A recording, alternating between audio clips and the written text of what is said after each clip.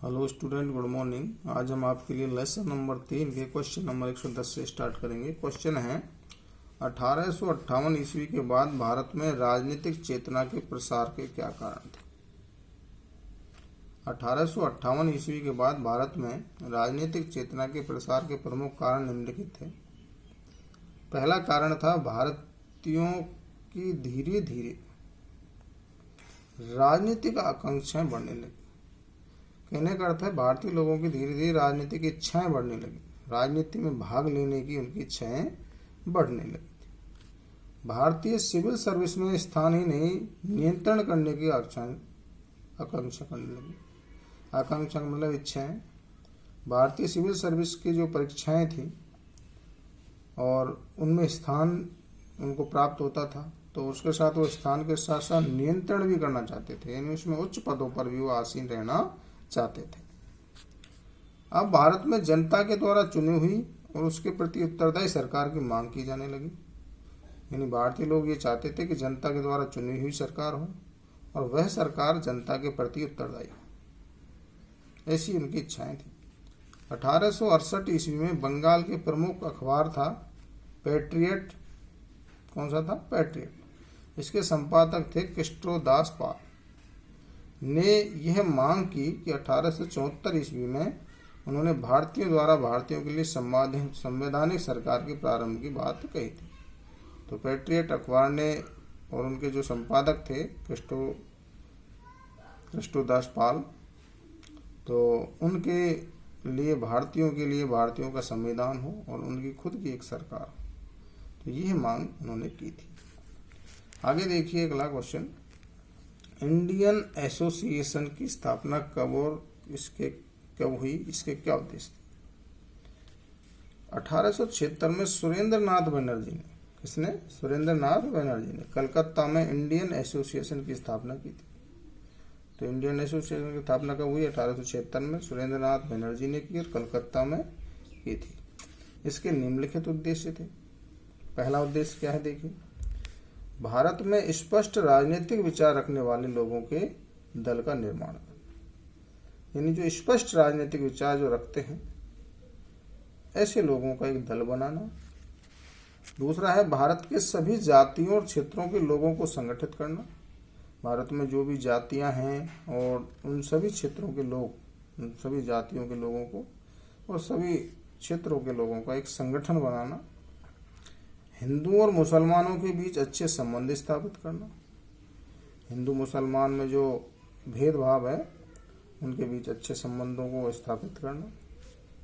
इस जन आंदोलन में भारत की सामान्य जनता को संगठित करना भी इनका एक उद्देश्य था। सामान्य जनता है, उसको भी एक संगठित करना और संगठन से जोड़ना था।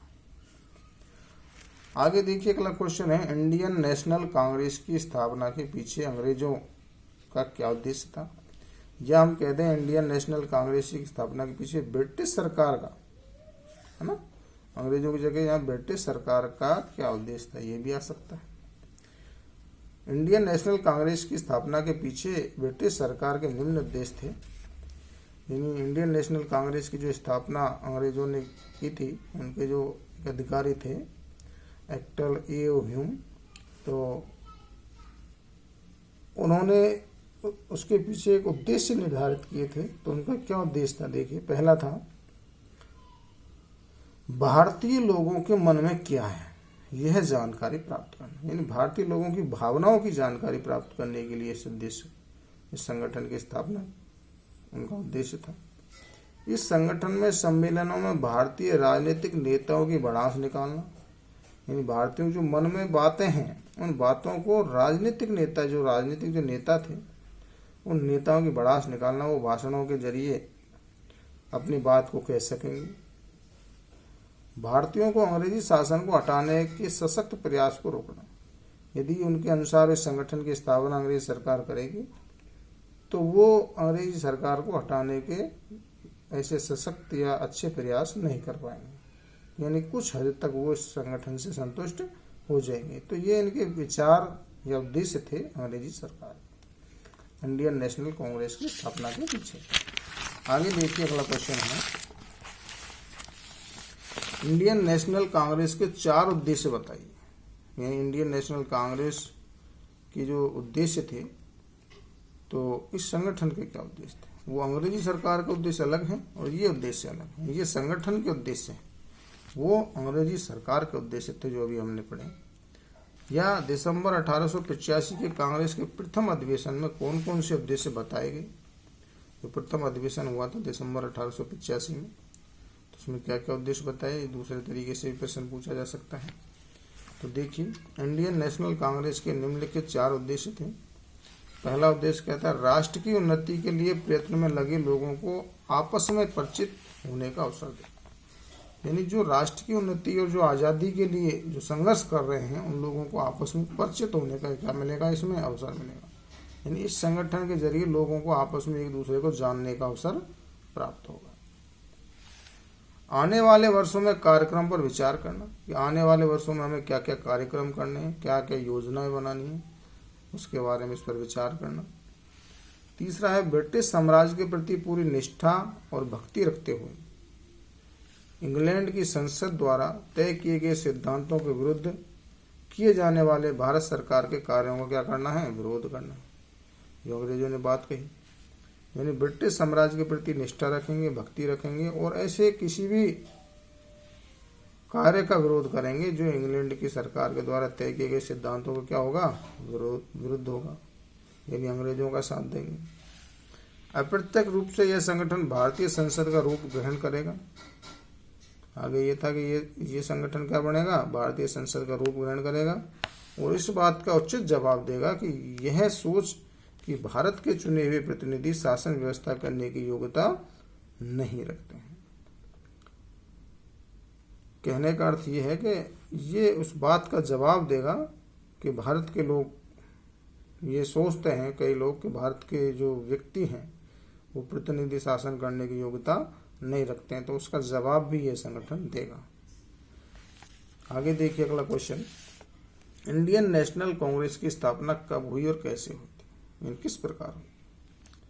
देखिए, 1858 के बाद भारत में चल रहे राजनीतिक विकास का ही परिणाम इंडियन नेशनल कांग्रेस की स्थापना थी। जो राजनीतिक विकास था उसका ही परिणाम था इंडियन नेशनल कांग्रेस की स्थापना। इंडियन नेशनल कांग्रेस की स्थापना एक अंग्रेज भारतीय सिविल सेवा के सेवानिवृत्त अधिकारी, यानी रिटायर जो हो गए थे वो अधिकारी थे अंग्रेज भारतीय सिविल सेवा के सेवानिवृत्त अधिकारी थे और अधिकारी थे अंग्रेज अधिकारी। बात समझ में आई? यानी मूल रूप से तो वो अंग्रेज थे पर भारतीय सिविल सेवा के वो अधिकारी थे और उससे क्या हो गए थे? अधिकारी पद से रिटायर हो गए थे। और उनका नाम था एलन ओक्टेवियन ह्यूम। क्या नाम था? एलन ओक्टेवियन ह्यूम ने 1885 ईस्वी में की थी। किसकी? इंडियन नेशनल कांग्रेस की स्थापना। तो एलन ओक्टेवियन ह्यूम ने 1885 में इसकी स्थापना की थी। इसकी स्थापना के पीछे ब्रिटिश सरकार की सोच थी कि ऐसा संगठन बनाया जाए। कैसा संगठन बनाया जाए? कोई भी ऐसा संगठन बनाया जाए जिससे भारतीयों के मन में क्या है ये विचार, भारतीयों के मन की बातों को जाना जा सके। इनकी जानकारी ब्रिटिश सरकार को मिलती रहे। भारतीय लोगों के जो मन के विचार हैं, इनकी जानकारी अंग्रेज सरकार को मिलती रहे। इसके सम्मेलनों में राजनीतिक नेताओं के मन की भड़ास निकल जाएगी। यानी इनके जो सम्मेलन होंगे उसमें जो राजनीतिक नेता हैं उनकी जो बातें हैं, वो उनकी मन की जो भावना है वो निकल जाएगी, भड़ास निकल जाएगी, तथा उन्हें ब्रिटिश शासन को हटाने के सशक्त प्रयास करने से भी रोका जा सकेगा। यानी जो अंग्रेजी शासन को भारतीय लोग जो हटाने का प्रयास कर रहे हैं, उस प्रयास करने से भी उन्हें क्या किया जा सकेगा? रोका जा सकेगा इस संगठन के माध्यम से। यानी वो कहीं हद तक संतुष्ट हो जाएंगे। 28 दिसंबर 1885 को व्योमेश चंद्र बनर्जी की अध्यक्षता में बम्बई में इसका प्रथम अधिवेशन हुआ। कब हुआ? 28 दिसंबर 1885 को व्योमेश चंद्र बनर्जी की अध्यक्षता में बम्बई में इसका प्रथम अधिवेशन हुआ था। किसका? कांग्रेस। जो इंडियन नेशनल कांग्रेस जो संगठन बना था, जिसमें 72 प्रतिनिधियों ने भाग लिया। कितने प्रतिनिधियों ने भाग लिया था?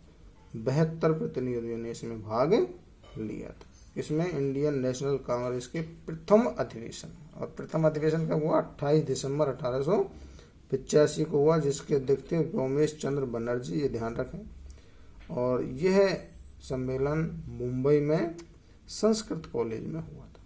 ठीक है ना, तो ये विषय ध्यान रखेंगे विद्यार्थी। और यहाँ तक के लिए इतना ही, आगे अगली वीडियो में बताएंगे विद्यार्थी। और किसी भी विद्यार्थी को यहाँ तक कोई समस्या हो तो कमेंट में जाके जरूर पूछें। थैंक यू, धन्यवाद।